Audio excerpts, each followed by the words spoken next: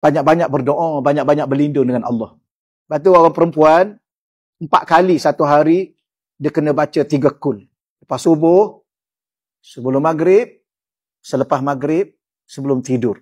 Sebelum tidur tu pun, kalau boleh dia kena baca. Dan niat yang berbeza-beza. Baca niat berlindung diri. Baca pula niat. Kadang-kadang ada manusia sekarang ni, dia datang dalam mimpi. Sihir sekarang ni.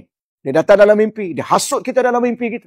Dia suruh kita buat itu dan buat ini. Tak kena gaya dia menjelma sebagai orang-orang yang terdekat dengan kita. Baca, ya Allah, aku nak tidur ni, Allah, aku baca 3 kul. Dengan berkat 3 kul, ya Allah, jangan biarkan sesuatu masuk dalam bentuk sihir ke dalam mimpi aku.